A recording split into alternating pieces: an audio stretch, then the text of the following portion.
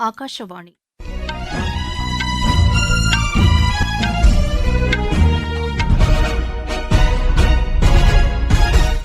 செய்திகள் வாசிப்பவர் வடிவழகி கபிலன். தலைப்புச் செய்திகள்: இந்தியா அடுத்த 5 ஆண்டுகளில் வளர்ச்சியின் முன்மாதிரியாக திகழும் என்று பிரதமர் திரு நரேந்திர மோடி கூறியுள்ளார்.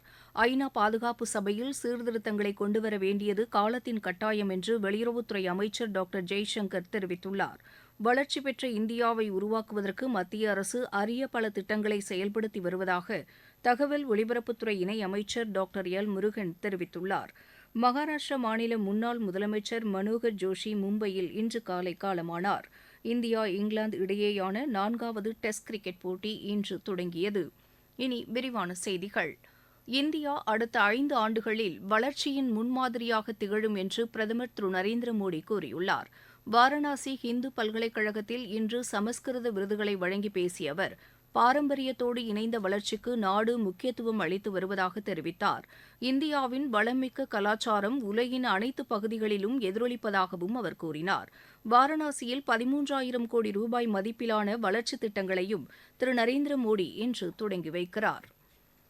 புதுதில்லியில் நடைபெற்று வரும் ரெய்சினா பேச்சுவார்த்தைகளின் கடைசி நாளான இன்று பல முக்கிய அமர்வுகள் இடம்பெறுகின்றன. உலக நாடுகளின் பன்முகத்தன்மை, அரசு நிர்வாகம், உரிமைகள், பாதுகாப்பு, புதிய கண்டுபிடிப்புகள், மின்னணு கட்டமைப்பு, ஆசிய மண்டலத்தில் தன்னாட்சி உள்ளிட்ட முக்கிய அமர்வுகள் இதில் இடம்பெறுகின்றன. மத்திய தொழில் வர்த்தகத்துறை அமைச்சர் திரு பியூஷ் கோயல், மகளிர் மேம்பாட்டுத்துறை அமைச்சர் திருமதி ஸ்மிருதி இரானி, விமானப்படை தலைமை தளபதி ஏர் சீஃப் மார்ஷல் சதுர்வேதி, கடற்படை தளபதி சீஃப் அட்மிரல் ஹரிகுமார் ஆகியோர் இந்த அமர்வுகளில் இந்திய அரசின் நிலைப்பாடு குறித்து தமது கருத்துக்களை முன்வைக்க உள்ளனர். இதில் பேசிய வெளியுறவுத்துறை அமைச்சர் டாக்டர் ஜெய்சங்கர், ஐநா பாதுகாப்பு சபையில் சீர்திருத்தங்களை கொண்டுவர வேண்டியது காலத்தின் கட்டாயம் என்று கூறினார். அனைத்து உலக நாடுகளின் நலனையும் கருத்தில் கொண்டு செயல்படும் வகையில் இந்த அமைப்பு இருக்க வேண்டும் என்றும் அவர் தெரிவித்தார். ஐநா சீர்திருத்தத்திற்கான பல்வேறு முன்மாதிரிகளையும் அவர் எடுத்துரைத்தார். G7 முதல் G20 கூட்டமைப்பு வரை கடந்த 10 ஆண்டுகளில் உலக அளவில் மாற்றங்கள் பல நிகழ்ந்துள்ளதாகவும் திரு ஜெய்சங்கர் தெரிவித்தார். கனடா நாட்டின் முன்னாள் பிரதமர் திரு ஸ்டீஃபன் ஹார்ட்டர், ஸ்லோவோக்கியா வெளியுறவுத்துறை அமைச்சர் திரு ஜுராஜ் பிளேடர், செக் குடியரசின் வெளியுறவு அமைச்சர் திரு ஜான் லெபாவ்ஸ்கி, நேபாள வெளியுறவு அமைச்சர் திரு நாராயண் பிரகாஷ் சவுத் மற்றும் கானா, அல்பேனியா நாடுகளின் அமைச்சர்களும் இதில் பங்கேற்றுள்ளனர். ரெய்சினா பேச்சுக்கள் இன்றுடன் முடிவடைவதை ஒட்டி வெளியுறவுத்துறை செயலர் திரு வினய் மோகன் குவாத்ரா நிறைவுரை ஆற்றவுள்ளார். கடந்த 3 நாட்களாக நடைபெற்று வரும் இந்த பேச்சுக்களில் 100க்கும் மேற்பட்ட நாடுகளின் அமைச்சர்கள், முன்னாள் அரசியல் தலைவர்கள், ராணுவ தளபதிகள், தொழிலதிபர்கள், கல்வியாளர்கள் உள்ளிட்ட பல்வேறு தரப்பினரும் கலந்து கொண்டுள்ளனர்.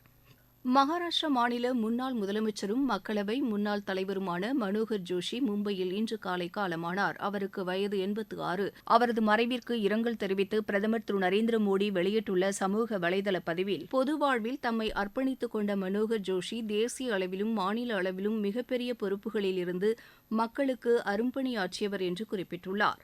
மகாராஷ்டிரா மாநில வளர்ச்சிக்காக அயராது பாடுபட்டவர் என்றும், மத்திய அமைச்சராகவும் சிறந்த நாடாளுமன்றவாதியாகவும் அவர் திகழ்ந்தார் என்று பிரதமர் கூறியுள்ளார். மக்களவைத் தலைவராக மனோகர் ஜோஷி சிறப்பாக செயல்பட்டவர் என்றும் திரு நரேந்திர மோடி தெரிவித்துள்ளார். விமான தொழில்துறையை மேம்படுத்தவும் உள்நாட்டு உற்பத்தியை ஊக்குவிக்கவும் இந்திய விமானப்படை துணை புரியும் என்று விமானப்படை துணை தளபதி ஏர் மார்ஷல் அசுதோஸ் தீக்ஷித் தெரிவித்துள்ளார். புதுதில்லியில் இன்று விமான தொழில் நிறுவனங்களின் சவால்கள் என்ற தலைப்பில் நடைபெற்ற கருத்தரங்கில் உரையாற்றிய அவர், சுயசார்பு இந்தியா தொலைநோக்கு திட்டத்தை வலுப்படுத்த விமான உற்பத்தி துறையில் ஈடுபட்டுள்ள நிறுவனங்கள் முன்வர வேண்டும் என்று கேட்டுக் கொண்டார். நாடு தன்னிறைவை எட்டுவதற்கான அனைத்து முயற்சிகளிலும் ஈடுபட வேண்டியதன் அவசியத்தை அவர் வலியுறுத்தினார். விமான தொழில்துறையின் கட்டமைப்பை மேம்படுத்துவதற்கான திட்டங்களையும் திறன்மிக்க பணியாளர்களை உருவாக்கும் முயற்சியிலும் தொழில் நிறுவனங்கள் கவனம் செலுத்த வேண்டும் என்று அவர் கேட்டுக் கொண்டார். மாறிவரும் தொழில்நுட்ப வளர்ச்சிக்கு முக்கியத்துவம் அளித்து விமானத்திற்கான பாகங்களை குறைந்த செலவில் தரமிக்கதாக சுயசார்பு இந்தியா இயக்கத்தில் உற்பத்தி செய்ய வேண்டும் என்றும் ஏர் மார்ஷல் அசுதோஸ் தீக்ஷித் தெரிவித்தார்.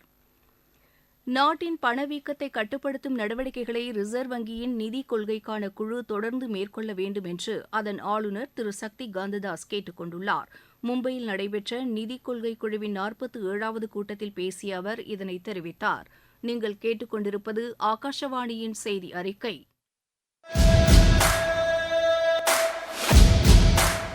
மக்களவைத் தேர்தல் 2024 சென்னை அகில இந்திய வானொலியின் மாநில செய்திப் பிரிவு வழங்கும் மக்களவைத் தொகுதிகள் குறித்த கண்ணோட்டம்.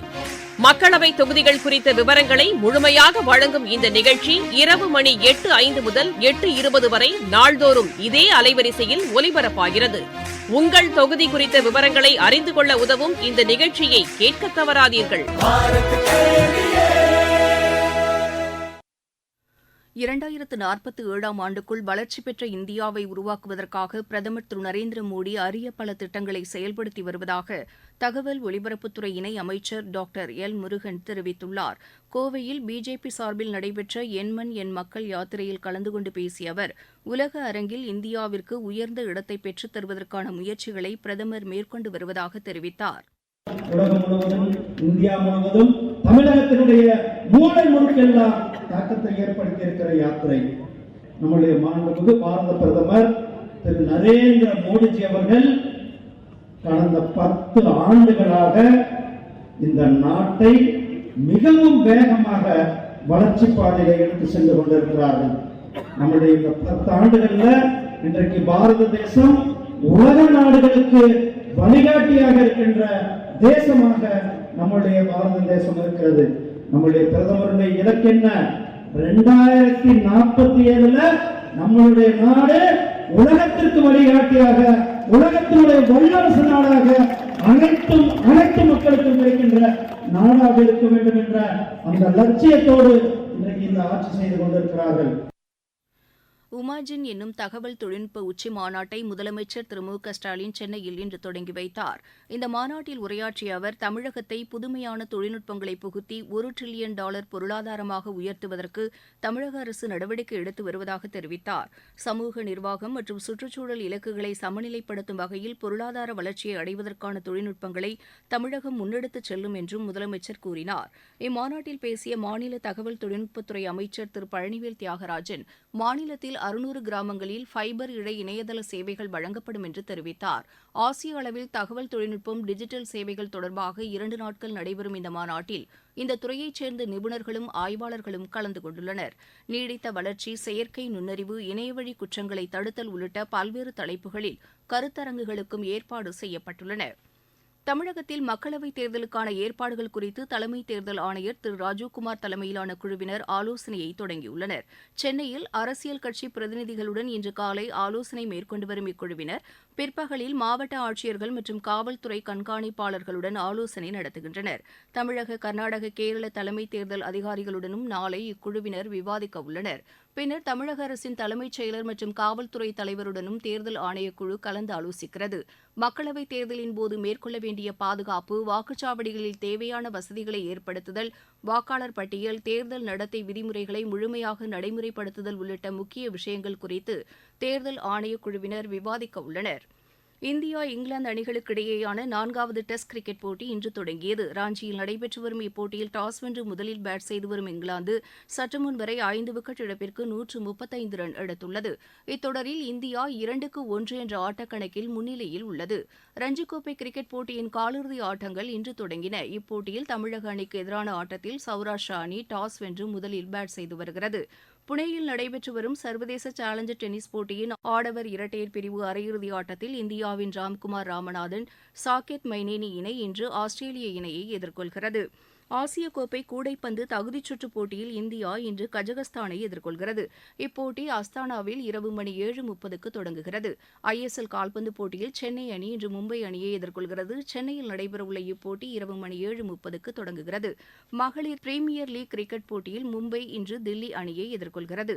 புதுதில்லியில் நடைபெற்று வரும் ஆசிய சைக்கிளிங் சாம்பியன் போட்டியில் இந்தியா இதுவரை 3 தங்கம், 3 வெள்ளி மற்றும் 2 வெண்கலப் பதக்கங்களை வென்றுள்ளது. மீண்டும் தலைப்புச் செய்திகள்.